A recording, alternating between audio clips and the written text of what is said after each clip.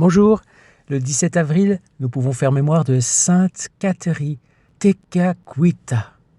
Sainte Catherine Tekakwitha, première sainte autochtone de l'Amérique du Nord, naquit en 1636 à Ossernenon, dans l'actuel État de New York. Son père était Mohawk, de la nation que les Français appelaient souvent les Aniers, et sa mère une Algonquine chrétienne capturée puis accueillie dans le village. De cette mère, Catherine reçut très tôt une première connaissance du Dieu vivant. Mais alors qu'elle n'avait qu'environ 4 ans, une épidémie de variole emporta ses parents et son petit frère. Elle survécut, mais garda le visage marqué et la vue affaiblie pour le reste de sa vie. Élevée ensuite par des parents de son clan, elle grandit dans un milieu qui la pressait de suivre les usages de sa nation, tandis qu'en elle mûrissait, dans le silence, un attrait profond pour le Christ. Les missionnaires jésuites qui passèrent dans son village remarquèrent bientôt cette jeune fille réservée et laborieuse, d'une grande pureté de cœur. Elle apprit à prier, mémorisa ce qu'on lui enseignait de l'Évangile et se mit à vivre avec un grand esprit de modestie et de pénitence. Sa devise, que la tradition a gardée, résume admirablement son âme. « Qui est ce qui m'apprendra ce qu'il y a de plus agréable à Dieu, afin que je le fasse ?» Cette question n'était pas chez elle une belle parole, mais le mouvement même de sa vie intérieure.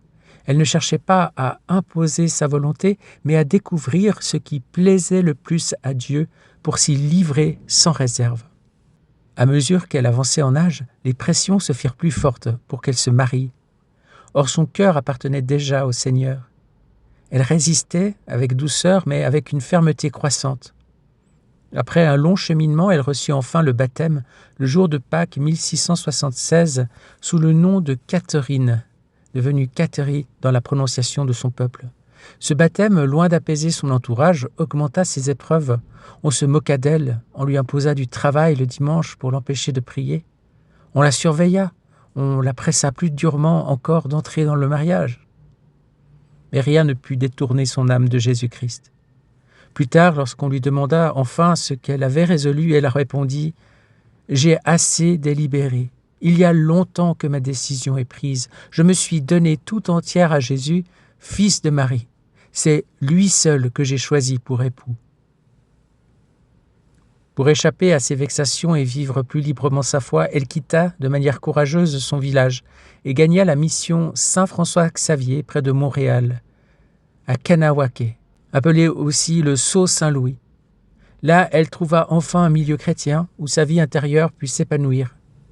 Elle se donna au travail, à la prière, aux soins des malades, à la fabrication d'ouvrages utiles, à la pratique de la charité fraternelle. Elle passait de longues heures en oraison, aimait se retirer dans les bois pour prier devant de petites croix qu'elle y disposait, et vivait avec un grand esprit de mortification. Le 25 mars 1679, fête de l'Annonciation, elle fit le vœu de chasteté perpétuelle, devenant ainsi l'épouse du Christ dans une offrande totale et très pure. Sa vie ne fut pas éclatante aux yeux du monde, mais elle fut lumineuse aux yeux de Dieu. On l'appela bientôt le lys des Mohawks, tant sa pureté, sa douceur et sa fidélité frappaient ceux qui vivaient près d'elle.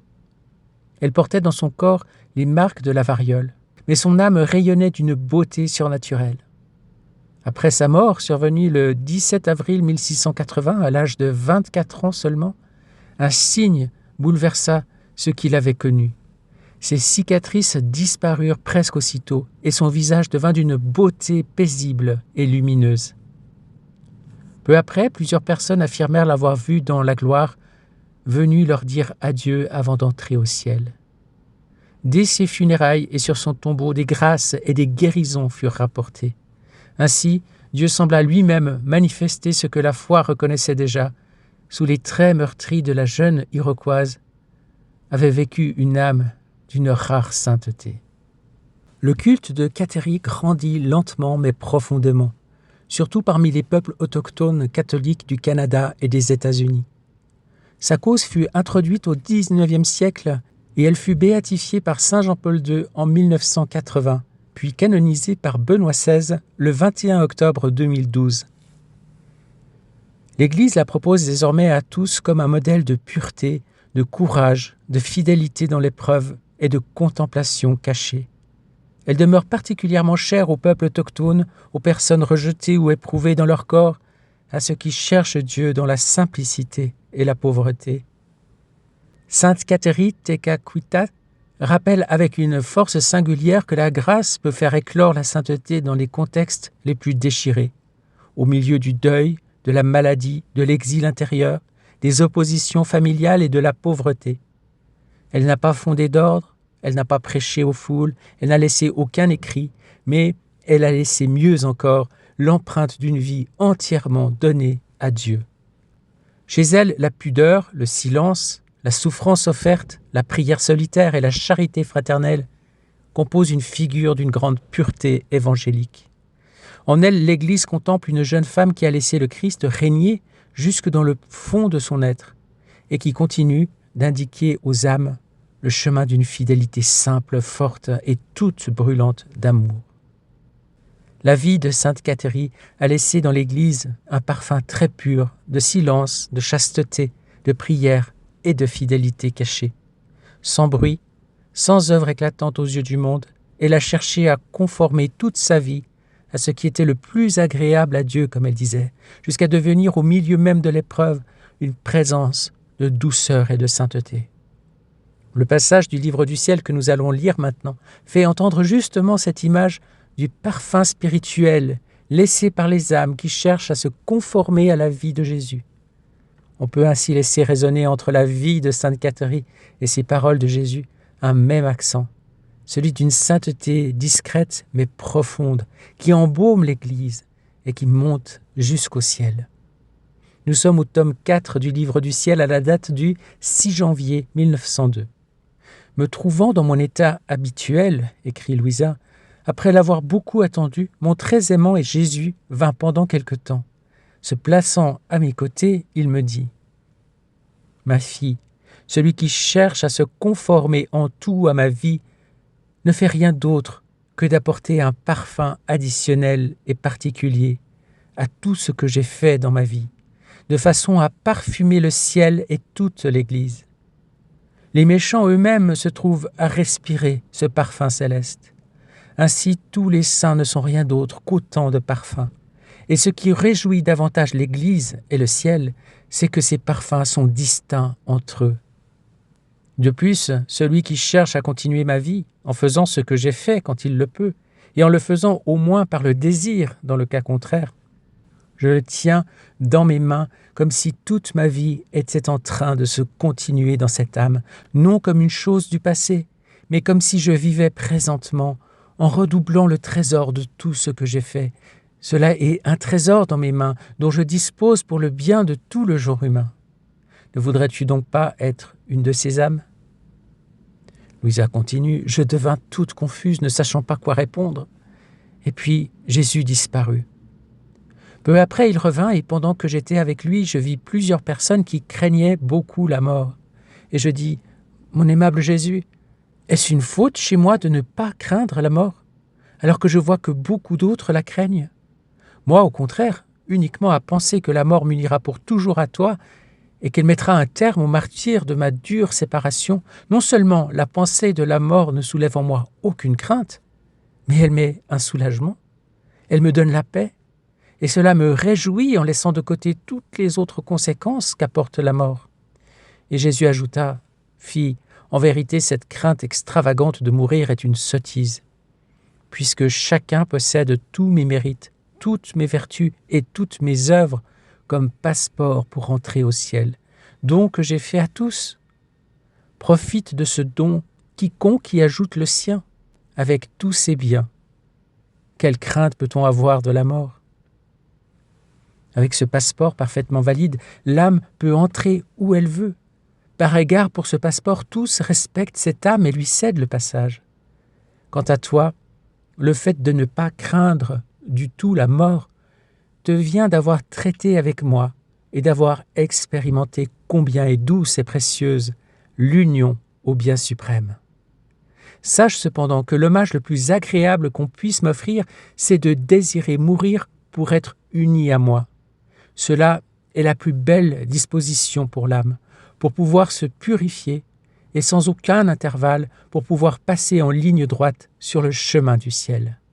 Et cela dit, il disparut. Amen Seigneur pour ce beau passage du livre du ciel au tome 4. Nous allons reprendre 2 éléments. La première, c'est la notion de parfum, et cela nous fait penser bien entendu à cette image biblique du parfum d'agréable odeur, de l'encens qui monte au temple et qui est reprise aussi par les apôtres pour dire combien le Christ est celui qui est oint, celui qui a reçu l'huile parfumée sur le front et qui fait de lui, cette huile parfumée, un être consacré. C'est ça le Messie, c'est le loin, celui qui est oint et qui donc reçoit cette mission consacrée de guider le peuple et d'en être leur représentant, en quelque sorte, le prêtre, le prophète et le roi de ce peuple. Et bien entendu, c'est le Christ, le Messie attendu. Et donc, oui, il y a une agréable odeur qui nous vient du Seigneur. Et c'est pour ça qu'il y a toujours dans le rituel catholique cette imposition de l'huile parfumée, que ce soit au baptême, avec le Saint-Crème ou à la confirmation. Et le Seigneur nous dit que tous les saints ont chacun un parfum distinct et que tout cela embaume l'Église et le ciel. Quelle belle image à conserver. Et cela vient, selon ce que dit le Seigneur à Louisa, du fait de se conformer en tout à la vie du Christ. Et c'est bien ce que tous les saints ont fait déjà dans le passé et que nous pouvons également faire de manière encore plus parfaite avec le don de la divine volonté, car ce n'est plus une imitation extérieure, mais c'est réellement une fusion avec la vie du Christ qui vit réellement en nous. Et donc, le parfum céleste est un parfum divin, c'est le parfum même du Christ, qui est filtré à travers la personnalité unique et distincte que nous sommes et que nous restons. Parce que nous ne disparaissons pas dans le Christ, mais nous devenons un reflet particulier, singulier, entièrement investi par le Christ, qui provient de lui et qui retourne à lui, si on peut dire. Le Christ dit « Celui qui cherche à continuer ma vie en faisant ce que j'ai fait, quand il le peut, et en le faisant au moins par le désir, donc l'intention compte, l'intention fait l'acte, je le tiens dans mes mains, comme si toute ma vie était en train de se continuer dans cette âme. Non pas comme une chose du passé, mais comme si je vivais présentement, en redoublant le trésor de tout ce que j'ai fait. » On voit bien qu'ici, c'est déjà vraiment l'annonce. On est au tome 4, donc on est encore au tout début de l'enseignement de Jésus à Louisa sur la vie dans la divine volonté. Mais on voit qu'il anticipe déjà effectivement cette notion de vie récapitulée, de vie multipliée dans la divine volonté, la vie du Christ, la vie de Dieu lui-même. Le deuxième point que je voulais aborder, c'est la notion de la mort, effectivement. Et puis, cette notion de passeport que le Seigneur dit. Chacun possède tous mes mérites, toutes mes vertus et toutes mes œuvres comme passeport pour entrer au ciel. À travers cette image du passeport qui permet d'entrer au ciel, on reconnaît l'œuvre de la rédemption. Dieu nous a rachetés. Il a tout fait pour que nous puissions avoir accès au ciel. Évidemment, ce passeport, il est là, et vraiment, quand on a ce passeport, le ciel est ouvert pour nous. Il faut avoir ce passeport, c'est-à-dire qu'il faut déjà s'en saisir, s'en prévaloir, et évidemment avoir une vie qui soit conforme à ce que ce passeport nous donne comme identité, quelque part. Et je pense à un autre passage dans les écrits de Louisa, où il est dit que toute âme qui monte au ciel est comme enveloppée, entourée, dans un cortège des 24 heures de la Passion. Je ne sais pas si c'est un passage qui vous parle. Cette idée que les 24 heures de la Passion accompagnent chaque âme qui va au ciel. Et je le vois en conjonction avec ce passage du passeport ici. Vraiment, c'est une idée qu'il ne faut peut-être pas prendre à la lettre, mais comme une belle image qui nous dit, effectivement, les 24 heures de la Passion, qu'est-ce que c'est ? C'est toute l'œuvre du salut concentrée sur ces 24 heures, toute l'œuvre de réparation et tout l'amour du Seigneur qui a été mis en motion pour pour réaliser le salut de chaque âme en particulier, était présente au Christ à la Passion. Et il a donné son sang pour chacune. Et chacune de ces âmes peut aller au ciel parce qu'il y a cette passion qui l'entoure, ou on pourrait dire cette passion qui est comme son passeport d'entrée dans le ciel. L'âme est rachetée, pleinement rachetée, elle est recouverte du sang précieux du Seigneur, c'est-à-dire le sang qui a été versé pour son salut, qui est un sang d'amour, un sang de vie éternelle. Et donc voilà, nous sommes entourés des 24 heures de la Passion, nous sommes avec le passeport de tous les mérites du Seigneur, et tout cela est donné gratuitement, pour autant que nous l'accueillons et que nous en faisons notre propre vie. Amen. Oui, n'ayons pas peur de la mort, n'ayons pas peur, nous qui connaissons tout cela, nous qui désirons vivre et nous conformer entièrement avec le Seigneur, et qui désirons nous conformer à la vie du Seigneur, vivre, le laisser vivre en nous sa propre vie, être fusionné à lui, et ainsi le laisser opérer en nous comme nous pouvons opérer dans la divine volonté. En ce jour, Seigneur, nous voulons faire mémoire donc de Sainte Catherine Tekakwitha, de cette Iroquoise qui n'a pas vécu longtemps, mais qui a vécu une vie toute parfumée de vertus et toute sainte. Tu l'as aimée, tu as voulu en faire une épouse entièrement consacrée à toi, dans un vœu de chasteté perpétuelle. Nous voulons rassembler toute sa vie en ce jour et la plonger dans le grand bain de ta divine volonté, avec toutes ses pensées, toutes ses paroles, ses actions, ses décisions, ses émotions, ses battements de cœur, sa respiration, tout ce qu'elle a vécu, toutes ses rencontres, toutes les souffrances, cachées ou connues. Et tout cela, nous voulons le réordonner dans l'ordre divin et apposer le sceau de la divine volonté sur chaque acte. Te l'offrir, Seigneur, en hommage, te l'offrir avec notre « je t'aime, je te bénis, je t'adore et je te glorifie, je te rends grâce » au nom de tous et pour tous, et en particulier au nom de Sainte Catherine. Sois béni, sois glorifié, et qu'en ce jour, Seigneur, nous puissions vivre avec toi et en toi et pour toi, nous conformer entièrement à ta sainte et divine volonté, que ta vie soit multipliée dans notre vie. Amen. Fiat. Soyez bénis et à demain pour une nouvelle vidéo de Saint. Bonne journée.